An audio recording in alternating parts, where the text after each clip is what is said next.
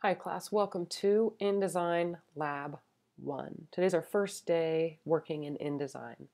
The file you're going to need is called the handyhamster.indd. That stands for InDesign document. We're going to talk about opening an InDesign file, things like your toolbar, your control, different windows, your pages and margins, your layers, links, and rulers, and preview mode. Now, before we get in, I kind of want to talk just a little bit about why we've learned InDesign as kind of a part 3 of our Adobe products. Now, the reason for that is that InDesign is not a good creation software. InDesign is made to host large amounts of text and photography and vector information in very large publication type documents. So Illustrator is built to create vector logos, icons, illustrations, etc. Photoshop, its strengths are editing raster images, editing or creating them. And InDesign has a few vector tools and it has a few raster tools, but its tools that it shares with Photoshop and Illustrator are not nearly as strong or versatile as they are in their home programs. And so you spend most of your time, if you're a creator, in Adobe Illustrator and Adobe Photoshop, creating your images, and then bringing them into InDesign for a final kind of publication layout. Those kinds of layouts could be magazines or books or brochures or catalogs, things like menus or presentation documents, etc. InDesign's strength is hosting all that vector and raster information in a lightweight kind of preview mode and then exporting them to either print or digital formats.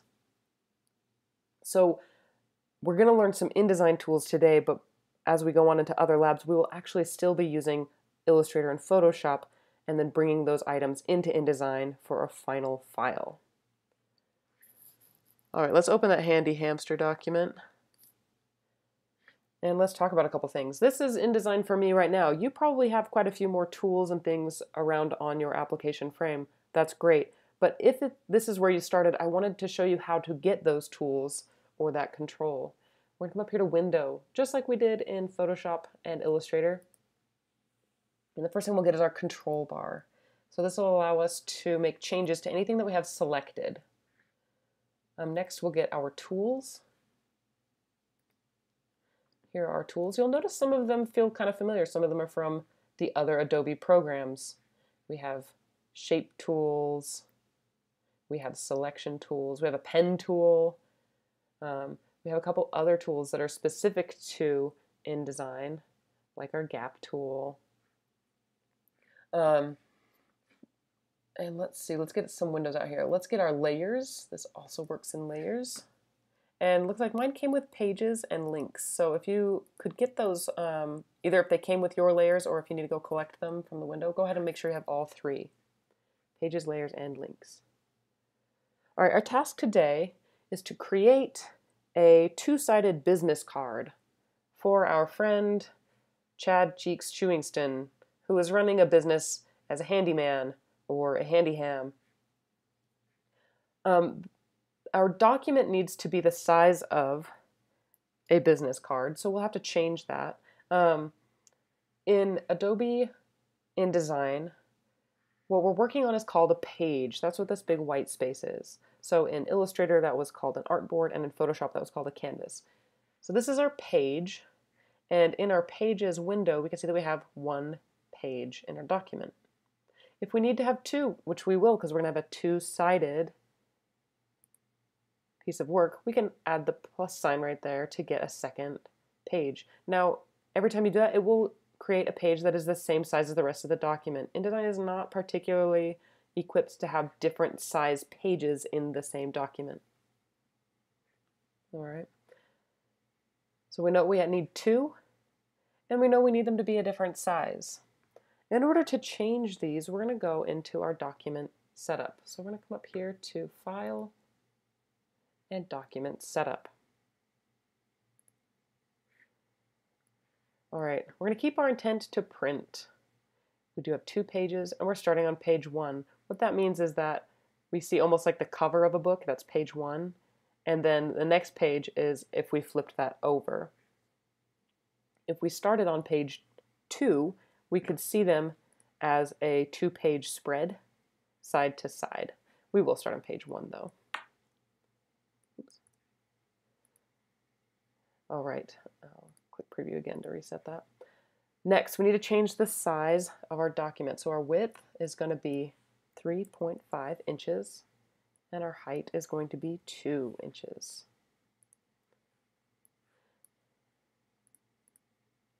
All right. Now, what we have next to deal with is our margins. Margins are a great guideline for if you know that you have some printing limitations, you can't get very close to the edge of a document. In the case of this business card, our margins are not going to be 1/2 of an inch. We're going to change, if we change one of them, it'll change all of them because they're linked. We're going to change this margin to be a 0.125 inch margin. We're going to allow color to exceed that margin, but we won't put any text or images outside of it, just in case. We don't want them to get cut off. All right, bleed and slug. These are measurements for printing. So bleed, like I mentioned, that a business card might be cut. If we had a color or a photograph that went all the way to the edges of our document, we would need it to bleed over the edge because it would actually get printed larger and then cut at your printing service. That's how you can print all the way to an edge of a document. All right, we'll leave them alone for now. We'll talk about them later. Go ahead and hit OK. I'm going to zoom out here for just a second. Same hotkeys to zoom out. All right, so we have the front of our business card and the back of our business card now. We have several objects in our layer. If we go to our layers, they're either a text box. Let's see, I'll move them all down over here. They're either a text box or an image. That's what Adobe InDesign is equipped to handle. All right, each one exists inside of a frame. All right, so this blue frame, in Illustrator we kind of called it a bounding box. It operates just a little bit differently in InDesign. All right, let's organize first what we need to have on the front of our business card and on the back. On the front, we're going to need the title of the handy hamster and the picture of Chad. On the back, will contain all the other pieces of text and all the other images. I gotta select them. Now let's talk about really quick the frame of an image. The frame of a text is fairly straightforward. It acts mostly like a bounding box. The frame of an image has 2 settings. We have the very first click, which is our layer color kind of bounding box, that blue because our layer is blue. And then if we click again here in the center of our object where this kind of has this little target icon, we get a second bounding box. This one sees a little brown or orangey brown. And this one allows us to change the size of the image within the box. It allows for things like masking and cropping to the edge of a box. All right, so that second click is what got us into that size of frame. You don't need to resize the image of Handy Hamster, but I wanted you to be aware of that second click in order to change where that image occurs inside its original frame. So you could cut things off in half, or you can make them larger or smaller inside their bounding box frame. Text doesn't work that way. It is just the size of the frame that you give it. All right, next, let's format some text. We're gonna use Comic Sans because this is cute and chubby and we're not taking it very seriously. So I want you to select all of your text boxes. You can either click and drag over them with a selection tool or click on them one at a time while holding down Shift. Oh, it won't let me do it 2 pages at a time. Okay, let's bring this down to this page really quick. That is one thing InDesign does not want you to do, is work on 2 pages at once. So bring this down here for a minute. Let's go ahead and select all of our text. And we'll switch to our text tool. You do that with hotkey T, or you can select it on this drop-down menu. And let's change this to Comic Sans. And we'll use Comic Sans regular.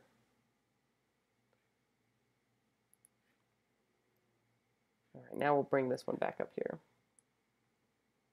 All right, now our text, we're going to want it to be some of the colors that are already in our graphics. So let's go ahead and change the color of this text. All right, if you select this bounding box or this text, we switch to the text tool. Let's see, how am I going to get there? Let's actually highlight our text. Highlight your text. All right, then you're going to get this text color option box on your control bar. I want you to double click it. Double click that T. And then the eyedropper tool works a little bit differently. You can also notice we have a difference in our color picker. But if you click and drag on your eyedropper and then drag over your image, where you let your cursor go, where you let your click go, it will pick up that color from an image. So then we'll hit OK. So now our handy hamster text is the same color as the outside of the hamster. Let's now format this text. Switch to hotkey T. We'll give it a center alignment here in our paragraph style.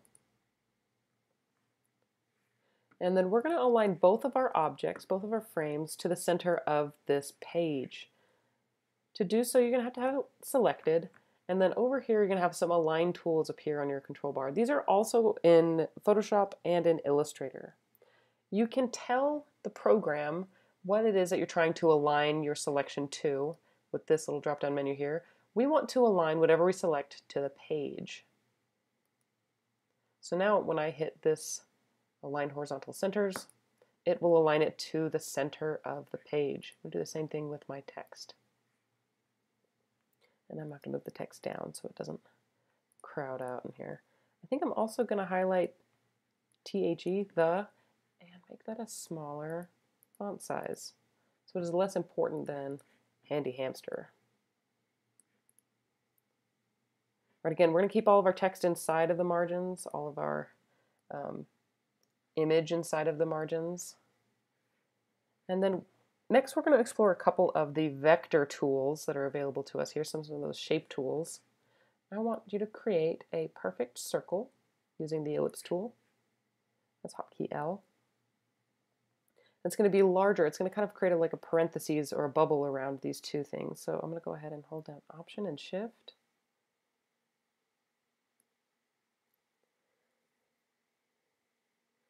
And I'm going to make sure that this is a white fill.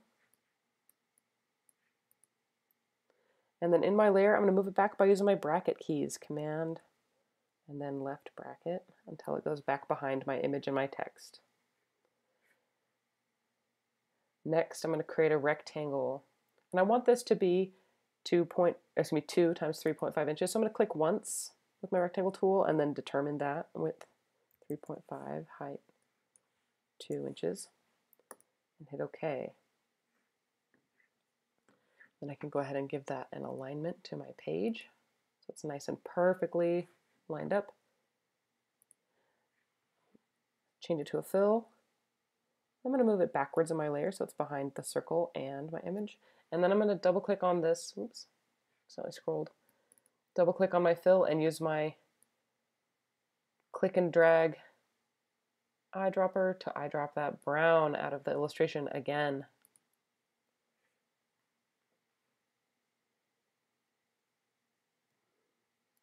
All right.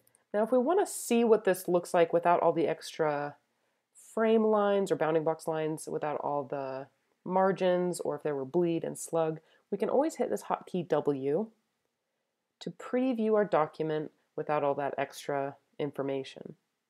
It'll kind of hide all of our rulers or guidelines or frames. All right. Now I see that I think I'm pushing the bottom of this more than I am the top. I have some room on the top before this ear finds the margin. So I'm going to move this up just a ways to balance that out a little more. I'm going to go back to W. Go ahead and check. That looks much better. All right, now if we had bleed, which is some extra space over here that would then get cut off at the printers, we would want to go ahead and extend the size of our rectangle to reach it. So you can go ahead and make that a little bit larger. When you preview it with W, it will still only show you to the end of your page.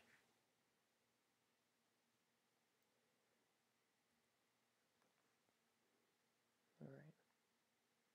Let's go ahead and talk about the back now. Let's get the back going. All right, this is the informational piece of our business card.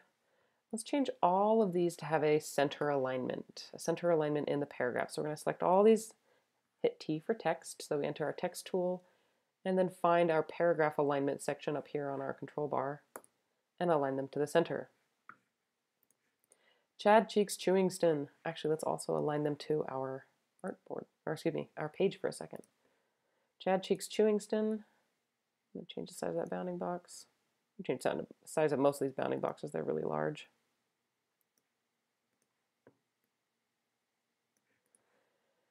This is going to remain at the top. This is the most important part of the business card, is knowing the name of who you're working with. Next, we're going to put his little slogan, and we're going to change the size of the font. So we're going to hit T for text, and change the size of the font to 8 or 9. And then here at the bottom, we're going to put our 2 bits of contact information. And we're also going to change the size of those with our text tool T. Let's go to 10 points. So now we kind of have a hierarchy of what's the most important thing we want to see or look at and read. In this case, let's go ahead and align. I know we did a center alignment. Let's go ahead and align this one left, so that we, excuse me, right, so we can place that bounding box right up snug to our corner of our margins. And handyham@gmail.com, we will give a formatting, a paragraph formatting, all the way to the left, so we can hug that against the side. Now we're going to move it in a minute, but at least we'll start. All right, next, we are going to arrange all these fun little tools onto our page. Now this is to kind of create a little playful context to show what the handy hamster might be up to on a job. So we're going to kind of order it. Now yours might be different than mine. I'm going to do a gray tool, and then a yellow, and then a gray, and then a yellow, and then a gray, and a yellow, etc. The 2 icons that are just brown, oops, I just moved my image, not my frame. These are our contact icons. So we have one for email and one for our phone number. So those will remain at the bottom with the other 2 pieces of information.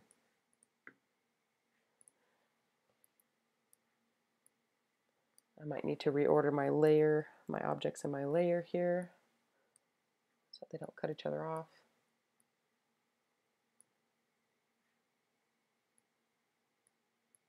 Make some lower and some higher.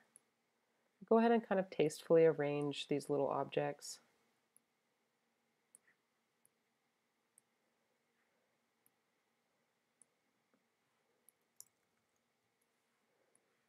In a way that doesn't cut off any of the images, and then we'll group them, Command G, and then we'll center the group on the card using our alignment tools on our control bar.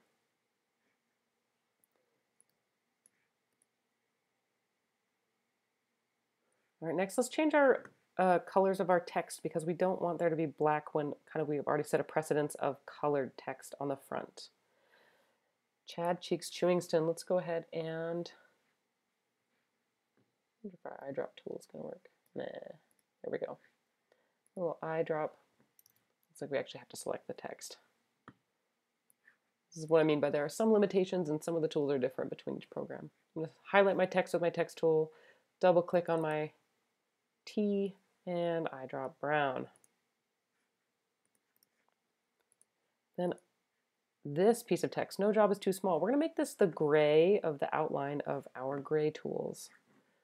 Then we'll double click on our text color, eyedrop that gray. And then the handyham@gmail.com and the fake phone number we will change to be brown.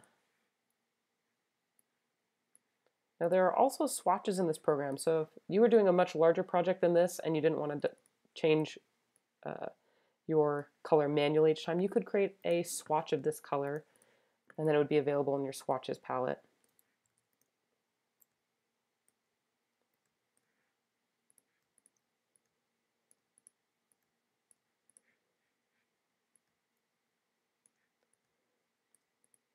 All right, once you have this group all changed colors, we can go ahead and select all of them. We're going to make sure that we don't come out of the margins. We'll group it and then we'll center it on our page. All right, now we hit W just to check our page layout without any of those extra frame lines. I think my group of tools could stand to be lifted just a little bit. And I also think I would like to move my wrench up just a little ways.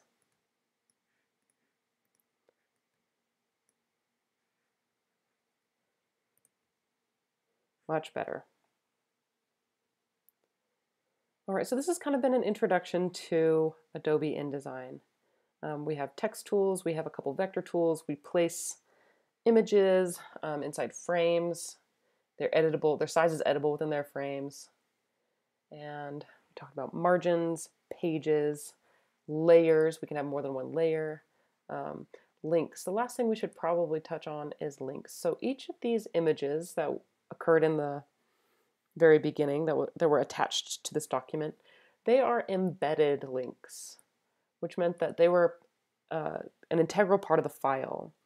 A non-embedded link is one that InDesign remembers the location of the file on your computer, but doesn't glue it into the file yet because it always knows where to find it on your computer. And we'll talk a little bit more about that next time, but just let you know, this is where all of your images or links to your images will occur in InDesign.